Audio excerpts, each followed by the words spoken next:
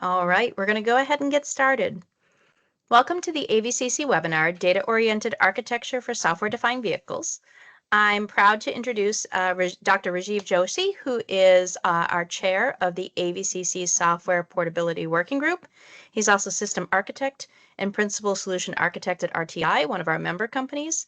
And Rajiv is going to spend a few minutes with you today talking about the topic of the webinar, and we will have an opportunity for question and answer at the end. But if you have anything that you need in the meantime, or a question and you'd like to ask it in real time, please feel free to use the chat.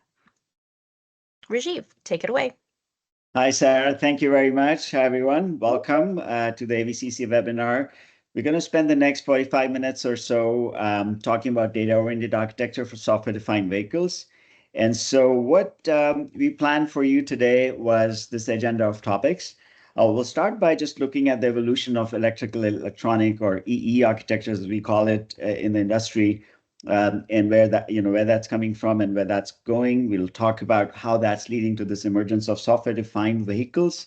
And then we'll talk a little bit about the AVCC guidance that was published about almost a year ago. And then zoom in a little bit inside to look at what is data-oriented architecture, and then talk about some of the standards in the guidance, including the DDS standard, which really provides that software wiring, and we'll see how that relates to this shift in the architectures. And then we'll look at the drive ahead and how we can go about building the next-gen EE architectures. All right. So let's start with the evolution of electrical and electronic architectures. And this is really a story about going from distributed ECUs, electronic control units, as we, just going to say ECU, but that's an electronic control unit. So from lots of distributed ECUs to really more centralized electronic control units. And these distributed ones doing just single functions to, more capable computers or compute units again. And then the other part of the story is going from really hardware cabling, where you've got these thick wires, to really shifting it to what we can think of as software wiring. Let me explain what that means, right? So in the past, if you look at this picture, it's showing kind of the past, the present and future, kind of where we are coming from and where we are going. And if we think about the past, traditionally, we've had very flat architectures. We've had single function ECUs that do one thing, maybe move the wiper or, open the door, or, just different little tiny functions for different aspects of the car, whether it's HVAC, whether it's, driver assistance, whether it's, powertrain, and lots of different ECUs connected by a lot of different hardware buses. And if you open up a vehicle, you'll see a lot of wiring, and the wiring harness itself is quite heavy. Now, as sort of, technology is advanced, OEMs have wanted to put more capability in the vehicle, add more sort of functions, move towards higher levels of driving, even level 2 and 2+. And what has happened is this idea that, it's becoming complex. Let's break things down into logical domains. So let's do infotainment IVI, separate as a separate domain from ADAS, and make that a separate domain from body and drivetrain. And essentially, sort of, each team in the company or different teams can focus on their expertise, and then, different capabilities, different domains require different type of security, have different sort of safety considerations. So we can sort of divide and conquer that way. So that's a great approach, because that allows us to sort of, focus on specific functions, do more sort of OTA or over-the-air updates, and sort of change functionality more rapidly, and do more rather than in a flat architecture. But that's sort of not enough. You still see a lot of cabling and wiring, because these domains, like the body domain, or it will go all over the vehicle still, and you still have a lot of cables and stuff to route. So you still have pretty thick cables and still fairly heavy wiring harness. So then this also another idea has emerged in the industry, which is the idea of zonal architectures. How about, because compute is getting more powerful, we start putting zonal gateways, or these ECUs, which are more powerful, and then the zonal gateways are physically located. So, you can see this picture on the right, which is showing the zonalization, where you might have 4 zonal gateways, each zone, and each zonal gateway is responsible for its zone, still dealing with all the different domains. And it's basically then, moving the relevant information to what we might call central compute in the middle. And that's the idea of zonal architectures, right? Where we can now have less cabling, like, there'll still be cabling more on the zone side, but then a lot less cabling going all across the vehicle. And essentially what we're doing is we're replacing the hardware cabling with essentially software cabling, if you will, or software wiring, as I like to call it. And you'll see this theme in the talk. Right. So we are essentially then dramatically reducing the amount of just physical cabling, and also being able to reuse a lot more software infrastructures. These zonal gateways are more powerful computers, and then the central compute, which there are 3 shown here, and the one in the middle, the vehicle computer, those are fairly capable multi-core computers. And so a lot of this functionality also is starting to move from hardware into software. A lot of the routing and data sort of movement is moving from hardware cables to software wiring. So that's kind of the big trend. And I'm going to summarize it here. So what the market has done, and this is a graphic of the zonal architecture on the right here, where you see different zonal gateways, and really it's up to the OEM and the vehicle. There will be, you might have 3 zonal gateways, you might have 5, it depends on the vehicle and make and other things. You might have 1 vehicle computer, you might have 2 or 3. So it again depends on how you sort of organize it, but fundamentally this is the pattern, right? You've got zonal gateways, you've got a vehicle computer, they're all connected. You still have, and so what we see is that the market has evolved to reducing the number of physical components in cabling, and which makes sense because that's where a lot of the cost is. The other trend is that the compute platforms now starting to transition from single function ECUs to more sophisticated multi-function computers, right? So those are what zonal gateways are. Those are what the vehicle computers are. And then also the functionality is moving from dedicated hardware components to software components that's using sophisticated communication and software connectivity, right? So the burden of cabling is shifting to the software side. And so from hardware buses, we are going towards software buses, right? And as a result, we are able to, of course, do a lot more because now we can do a lot more things in software instead of hardware, but then the software system architecture becomes really critical, right? The other trend we are seeing is that, this emergence of more autonomy levels, right? So, and this is a picture, those of you in the industry, and I've shown this slide in my previous talks before, we talk about different levels of autonomy from, and today's vehicles are typically 2 plus, majority of them, but a lot of people are working on level 4 vehicles, and there are level 4 vehicles that are in limited ODDs that people are, showing out there. Really the level of autonomy is going up essentially, and more things are being automated in terms of the number of functions. But as we do that, we see this emergence of sort of newer connectivity technologies to be able to handle that more sophisticated functionality and communication that is required to do that. So we see, of course, the CAN bus that's been there and continues to be there. Then there's some IP that sort of, is been there also for quite a while. And as you start to move up the levels of autonomy, we are seeing also this newer standard called OMG Data Distribution Service, which is really something you need. And if you start looking at level 4, you pretty much see, a huge amount of DDS functionality being used to be able to achieve the sophistication that is required for both the functions and the communications between them. All right. So how does this all sort of come together in the emergence of software-defined vehicles? So, the idea behind software-defined vehicles is that we want to reduce the cost and time it takes to build the vehicles, and also improve the agility. How fast can we update, improve, issue recalls completely in software, be able to sort of move fast, add new functionality, and so on, right? So this is kind of another graphic from a McKinsey study.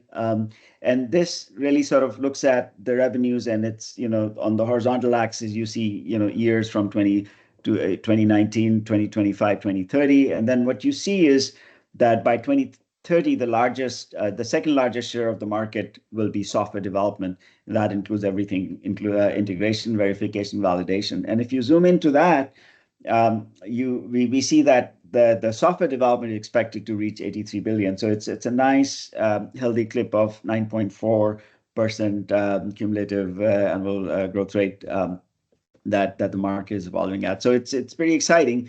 And you've been seeing these trends in the AVCC as well. And this is really about the software system. So the AVCC TR-005, technical report 005, which is available from the AVCC website. Really, we dove into this and we started looking at, how do we, make this, what are the best practices and how do we do this? So this was published almost about a year ago. There's a link there, and you can check it out. And this is really focusing on data-oriented communication architecture for building these automated and assisted driving systems all the way for all levels of autonomy. And one of the challenges we've addressed is how, when you build a software system, how do you address communication? Because that becomes kind of the, we're moving from all this complicated cabling going everywhere, and we are shifting to the software, but logically the communication paths are still there, right? So some of the communication paths might be point to point, and this is showing notionally like the yellow boxes are your software or your functions, essentially your software, your components could be software, could be hardware, could be a mix. And these components need to talk to other components, and these are showing some of the communication sort of information exchanges, right? So, you can of course do this statically, everything is hardwired or softwired, but it's all in software. But the moment now, if you have a system and you want to add new functionality or new capability because you have a model update, or you just want to issue a recall or do something, turn on new functionality, you have to add new components, right? And as you add new components, this point-to-point approach becomes very disruptive because now existing components have to be modified. When you modify a software component, you have to retest it, you have to validate it again, and it's an expensive process, right? So it's still very expensive to build that kind of a system where you have these point-to-point connections and everybody sort of knows about exactly who it needs to talk to, and you've got this tight coupling. Right? So we need to solve this problem. Right, and because this problem is an order n square problem, if you think about it, right, and it's hard to evolve and reuse existing components, right? So some of the software challenges we're trying to address here are, how do we build a software system architecture that'll allow us an incremental approach to autonomy, right? How do we insulate application code from changes while still taking advantage of the emerging advances that might be in the computing side in terms of, a lot of AI and accelerated computing is coming in, in terms of interconnects, a lot of innovations in that area from PCIe to all kinds of, TSN and other things. And then, the new algorithms that people are coming up with, right? And be able to accommodate increasing complexity in the variety, volume, and the timeliness requirements of different data flows that go between software components in the same ECU, within different ECUs, and so on. And then how do we ensure real-time system performance and availability at the scale that we need, while ensuring, of course, safety, and then also security and privacy. And then how do we integrate cost effectively across the diverse supply chain ecosystem? So at AVCC, we've been envisioning this idea of a software system that's composed of modular software components. And really, we are thinking of this as an ecosystem of interoperable software components that can be developed independently, provided by the supply chain, provided by different sort of teams. But really, the idea is that they all plug and play together, just like Lego blocks, if you will, right? So what you need to be able to do that is interoperable communication interfaces, right? And so that's the picture on the right here, which is saying that we need common data exchange syntax and semantics so that the implementation of the stakeholders of the components can change. But really, the interfaces are something that folks have agreed on, so they can build those composable systems. So the AVCC guidance in this area, this is what we published last year in the TR-005, a data-oriented communication architecture for automated and assisted driving systems, is really addressing this this idea of having a common communication data architecture. And so this was the announcement last year.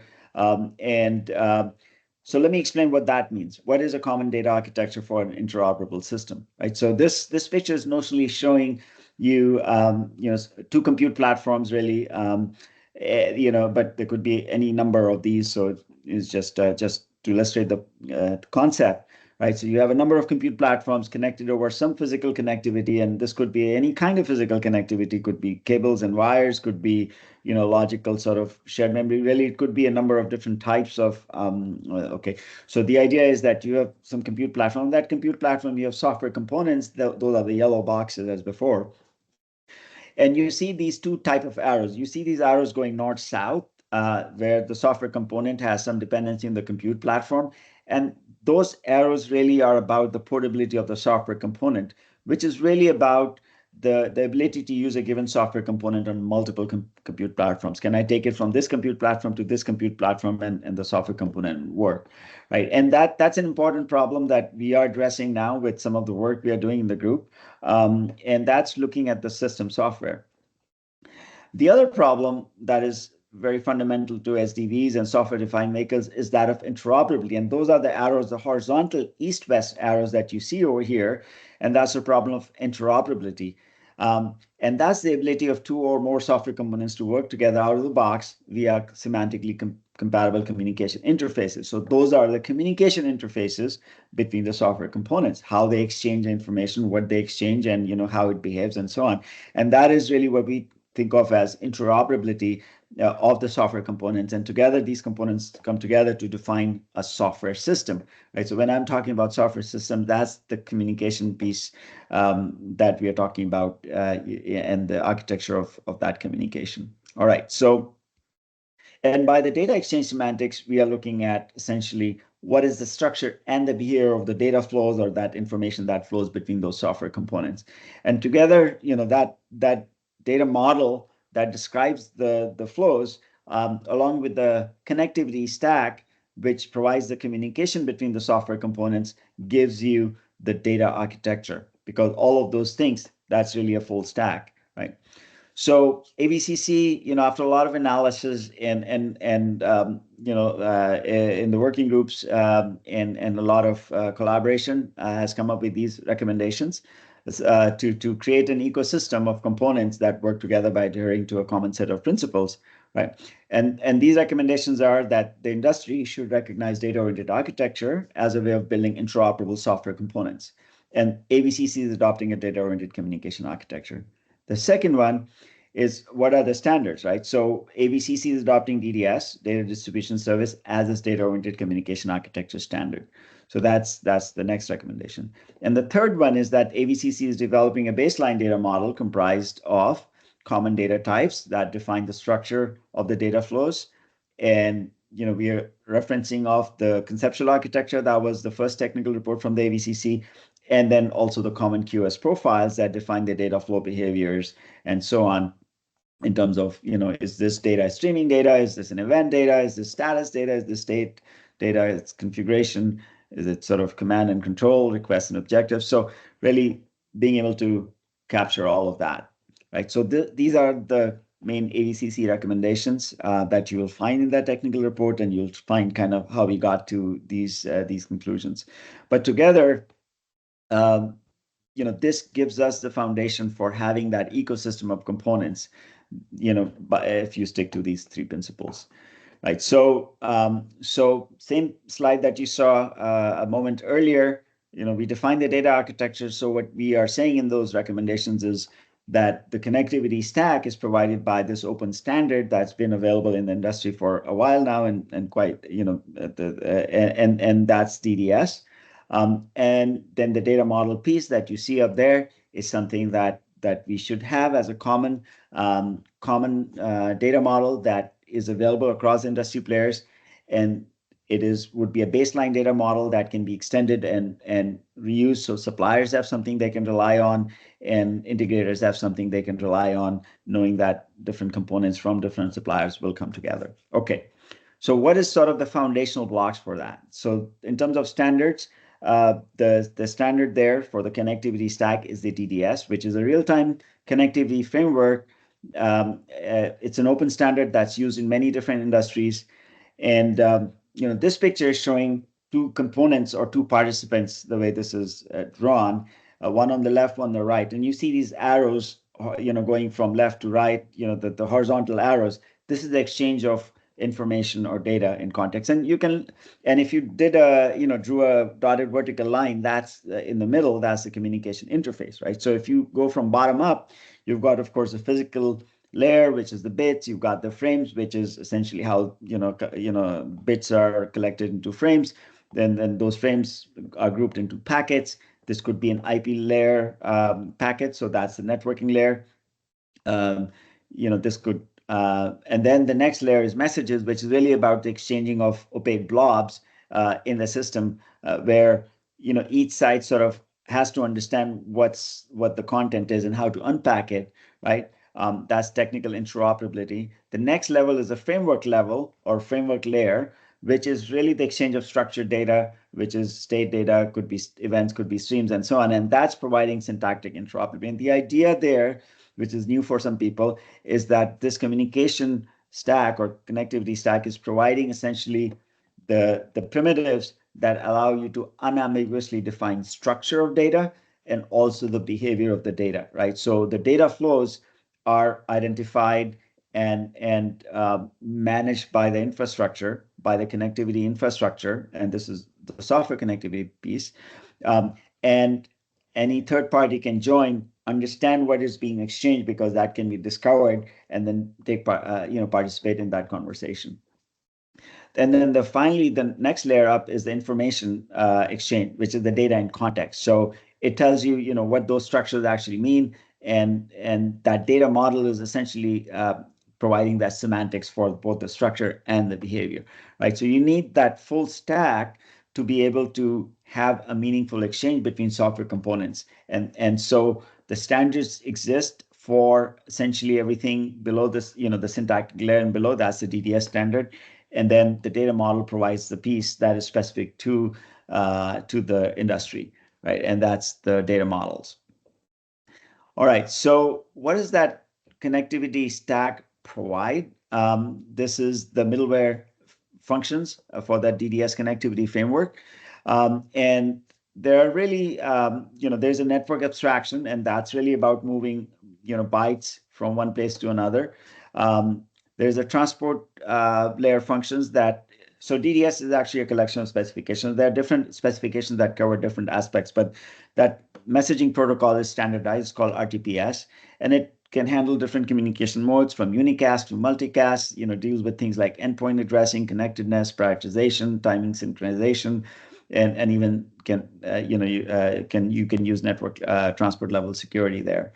At the framework layer, this is more interesting because this is really about managing data and being able to manage data using a data resource model. So, being able to manage a number of different data objects in the system. And that requires, having a way of identifying and addressing them, having a type system to describe the structure, having operators that allow you to manage the life cycle of those data objects, create, read, update, delete, that's the CRUD.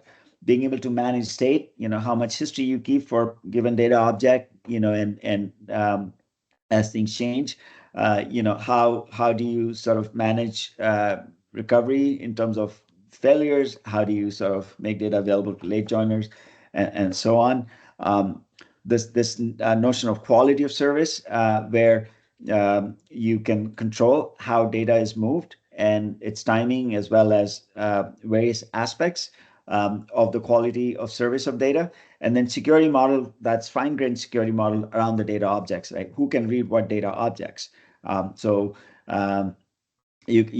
can specify that, right? And being able to sort of capture those aspects as part of governance of the data model, and then having standardized APIs so that you can do publish subscribe type of communications, you can do request reply type of communication, you can discover who is out there, what's available, what type of data flows are there in the system, and then being able to handle exceptions as well, like the link drop, right? Something failed, right? Being able to detect those things, being able to detect their violations in the quality of service requirements, and being able to manage that. So all of that is part of the capabilities of that DDS layer, the stack. So the DDS standard is providing essentially a standardized API, a standardized wire protocol, and a standardized way of defining your own data models, right? It's in terms of how you describe both structure and behavior, right? So those are so sort of the high level sort of concepts there, right? So what you end up then getting is this notion of a software data bus, where you've got a standardized communication protocol, and this purple, I'm pointing to is the data interface that is describing what data we are exchanging on that data bus. There's a standardized DDS API that's part of the DDS standards that allow you to interact in a standardized way, using standardized operators with the data model that we've defined.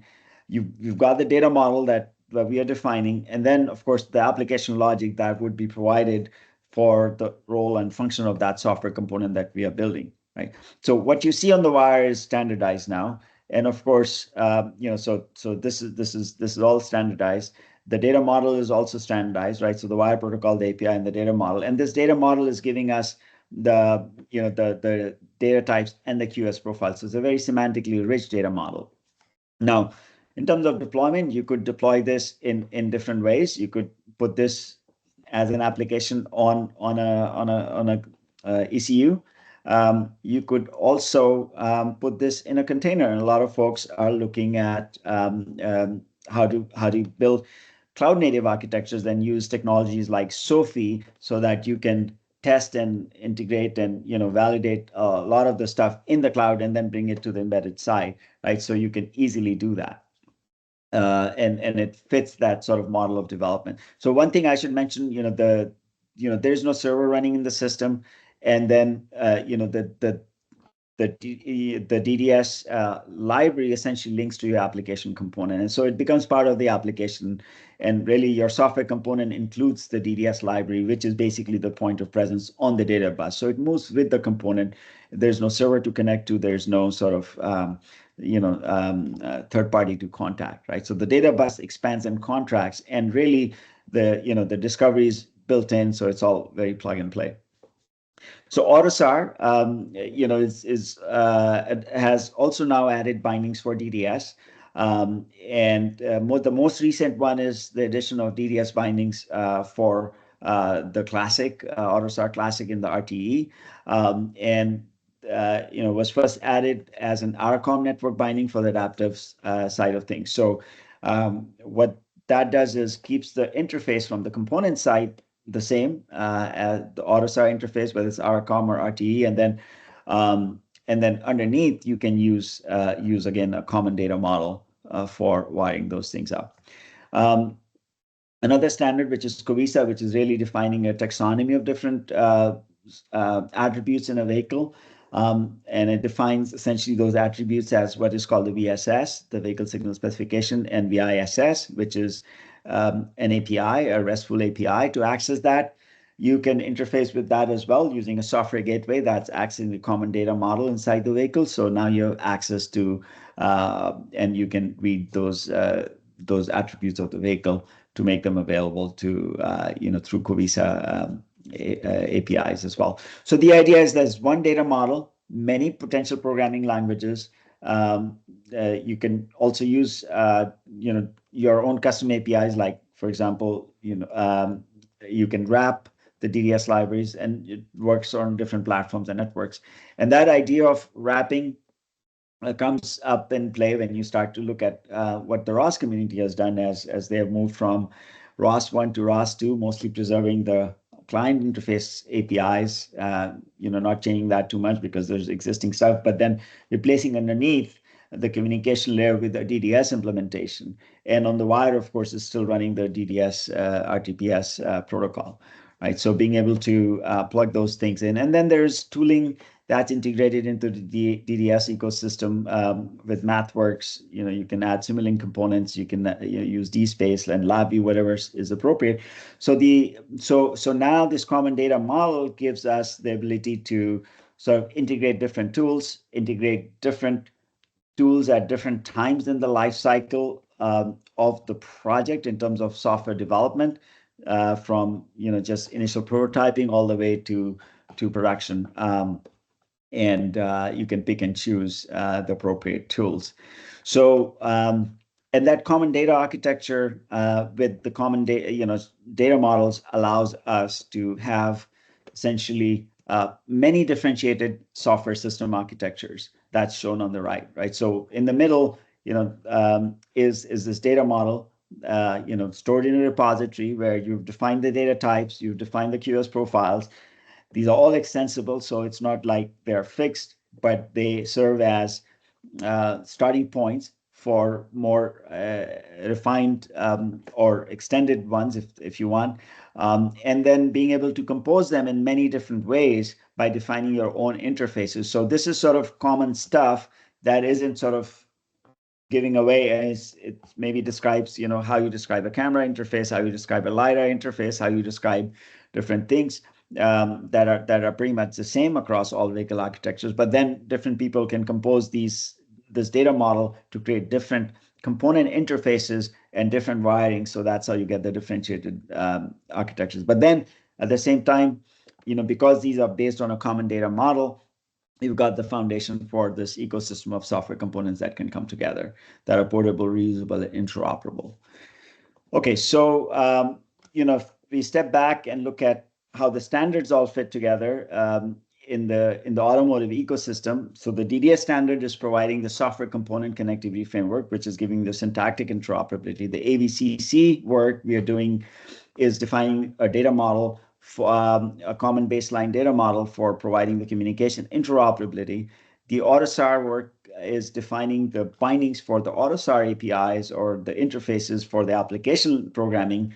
And there's the DDS bindings. There's COVISA, and there are gateways available for accessing data in a DDS data bus. And then, of course, with the SOFI platform, all of this would work there. And you have the ability to do cloud native development because SOFI is now providing the platform portability between a cloud environment and the embedded environment. So there's a lot more in the report. There's the QR code here. There's a link here, so you should check it out. I'm going to shift to a slightly different topic. So I'm going to go a little bit more into data-oriented architecture, and that's really about best practices for building software system architectures that are composed of loosely coupled modular software components. So we talked about that. What does it really mean conceptually and architecturally, right? So let's take a look at that.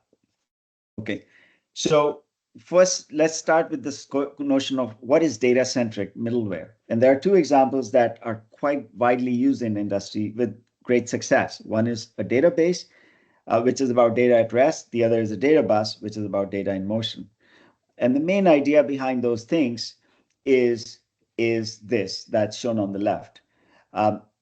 In a data-centric environment, the software components are only aware of the data, and the data is a primary asset in the system. In other words, the software component is interacting with the data. It can read and write data. And when that data changes, other software components can see those changes and then appropriately act and react and read write other data or more data and stuff like that. So the interaction is always through the data. That's that picture with a check mark. So that's data-centric. A non-data centric one is the one with the red here I'm pointing to, which gives you where the components are aware of each other, right? And the components are interacting directly with one another, because that gives you very tight coupling, right? So the data-oriented or data-centric gives you very loose coupling. And you see this with databases. In a data-centric storage framework, which is what a database is, applications are interacting with the database, and the database gives you access to past data. You can search through it, and you can look at anything you want and pull whatever you need and work on it.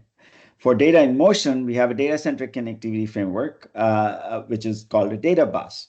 And here, a data bus is about data-centric sharing and filtering of future data, things that have happened yet, but you're declaring what you want, what you are offering, what you are interested in, and then the data bus is responsible for routing the right data to the right place at the right time. So that's really the idea behind data-centric middleware. And as we go towards data-centric, we find that we naturally get loose coupling, right? So the trend we are seeing, of course, as I started out in the beginning, was we're starting out with a hardware-centric view of things. We are going towards a more software-defined, software-centric, and really where we are landing is a more data-centric way of doing things, right? So we are going from very tight coupling, which is fairly rigid, to very loose coupling, which is flexible. And so fundamentally, there are sort of these three grounding principles of a data-centric approach, where the interface is the data itself, right? And that includes the metadata, right? The middleware, a database in the case of storage, or a data bus in the case of real-time data in motion, understands that data and the metadata. And that middleware, whether it's a database or a data bus, manages the data and imposes the rules on how the software components exchange data. So fundamentally, that's the data-centric approach. There's a lot in here, and we can spend more time, perhaps in another session. But let's keep moving. So in terms of a data-oriented architecture that we are talking about here, the methodology is that we are applying a data-centric approach for integrating independently developed software components. And those components aren't interacting directly with one another. And essentially, because of that, we are minimizing the component-to-component dependencies. And that is what allows us to create this composable ecosystem of software components, right? And things can be updated. It's much more resilient. It's very robust to failures.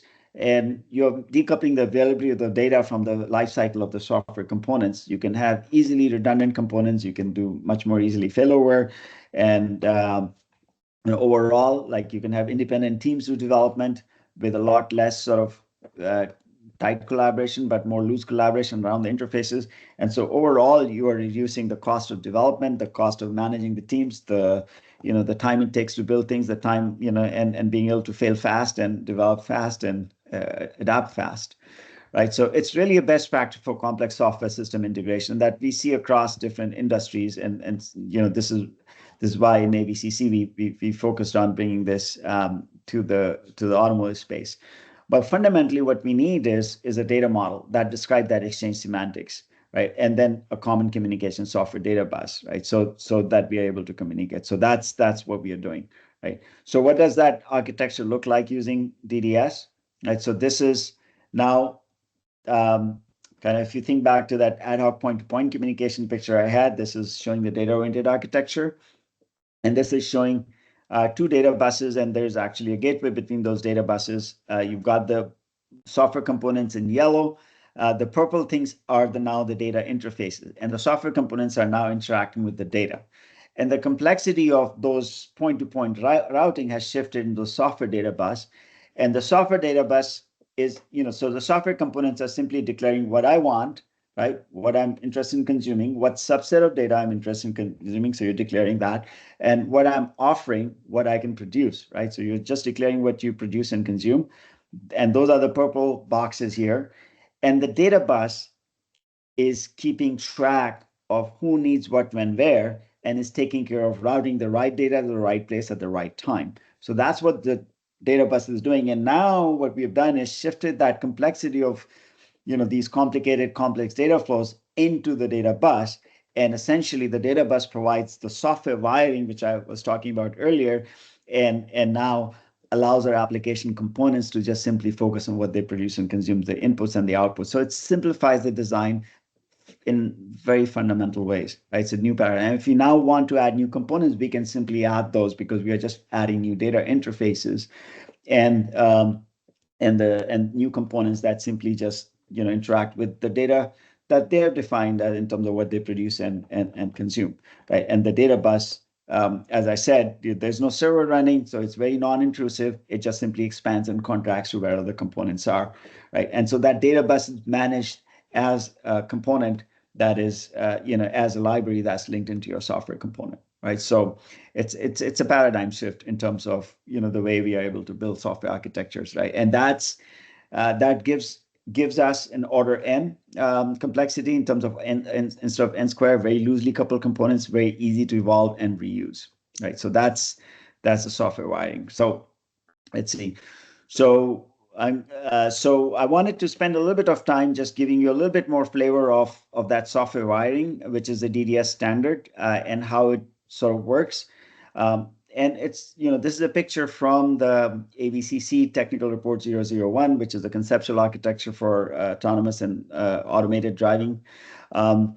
And you see these functional blocks. You've got inputs and you've outputs. You've got the producer-consumer relationships. They could be one-to-many relationships. They could be many-to-one. They could be many-to-many. You've got different data flows. These are categorized into different behaviors.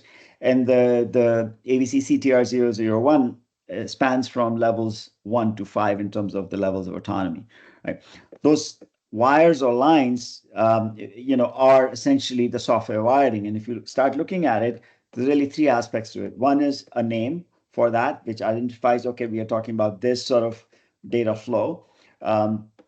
There's structure behind it, like, okay, what is the structure of the information? You can think of that as a data type, could be a very complex or deeply nested data type, could be variable length, could be, fixed length. It depends on what it is that you're exchanging. And then there's the QoS profile of the behavior. Is it state data? Is it streaming data? Is it configuration data? Is it status, and so on, right? Just to put this in a graphic way, you see some examples of data flows, right? You see cameras and LiDARs and GPS on the left, right? You can see that the data type is different for all of those, right? That's the structure of the data, right? The camera versus a LiDAR, versus, so these are sort of different kinds of data. And then, each of these different sort of data flows have different volumes of data, different frequencies of data, right? So different quality of service, essentially, just to get an intuition of what we mean by structure and behavior, right? So in terms of data models using DDS, the data types specify structure, and that's standardized in the ISO IDL standards, in particular the IDL4, and then there's specification called the DDS-X type. So the vernacular for defining the data models is already standardized and is available for us in the industry. And then also the vernacular or the language to specify the quality of service profiles, the behavior, that's also available as part of the DDS XML standards, right? So in this family of standards, all of these pieces are available. And this allows us to then formally specify both structure and behavior. And what we typically find is there is some linkage between those two, right? Because and so that can be specified with each other. So then what we get in terms of the data model is, once we have that data model, so you define, and this is showing the protocol stack on the left, and kind of what the layers are inside a software component. What you see is that you've got the DDS layer here. You've got the DDS-X types, the DDS QoSs, the DDS API, and the data caching that's part of the middleware. This is all happening in the DDS libraries. The application logic is simply using the DDS APIs and the data model directly to interact with it, right? So that's what you see, the application logic with the arrows here. It's simply just interacting with what's already in the DDS standard. So there's no sort of additional things needed. And then the DDS standard, of course, has its protocol pieces, the ability to, plug in different type of sort of network technologies, from UDP to TCP to shared memory to something custom like PCIe. So it's sort of abstracting away all the communication piece at the network level, right?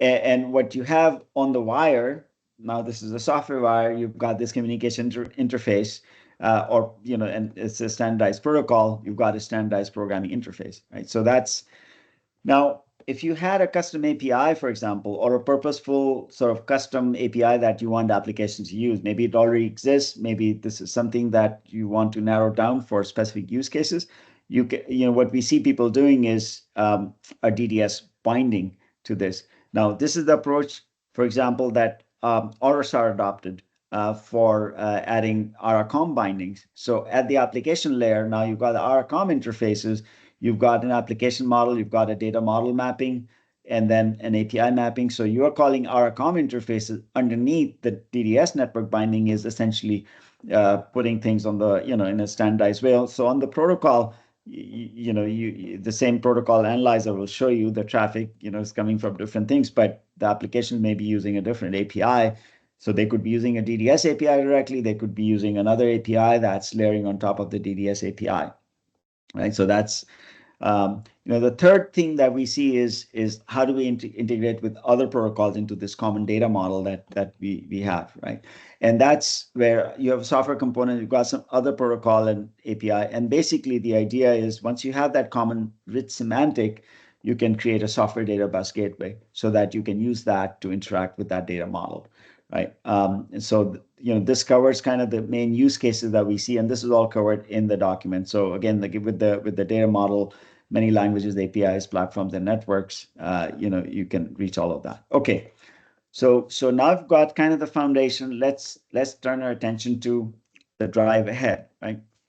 And that's really about using a common baseline data model, built with the constructs provided by DDS for creating data-oriented communication interfaces, right? So back to that picture of zonal architectures, and I kind of expanded that out into kind of the physical view on the left here, right? So what you see is, in this case, a number of zonal gateways, and then a vehicle computer, right? The vehicle computer and the zonal gateways are connected by this network. This is Ethernet.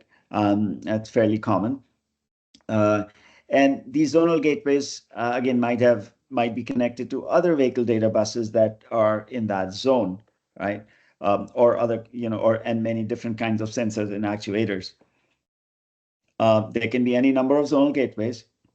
There can be any number of vehicle computers, but again, we're just showing a few here in this picture, right? So this is kind of the hardware setup, and this is something we are seeing with folks in the industry, right? That this is how zonal architectures are emerging. Okay, so let's take a software view of this now. So I'm going to go, and so what does that look like, right? So on top of that Ethernet, we've got the software data bus, which is the DDS data bus.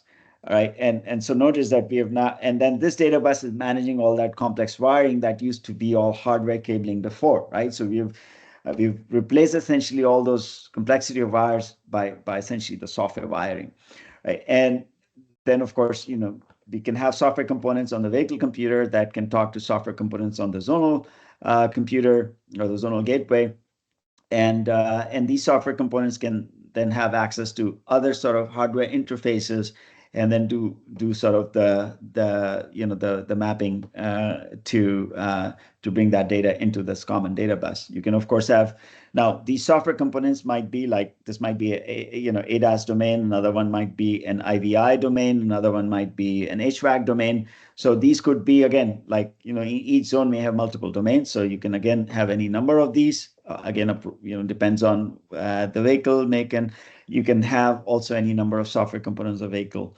computer. This sort of works beautifully because it just simply, it's elastic. It expands and contracts to wherever the components are, and you can add them independently of other components, right? It's very, it's not disruptive, right? So it's, again, very, very easy to sort of incrementally build things, right? You can add another zone and another zonal gateway, and of course you can expand that out. So it scales out very nicely from an architectural perspective, both in terms of functionality and the zones.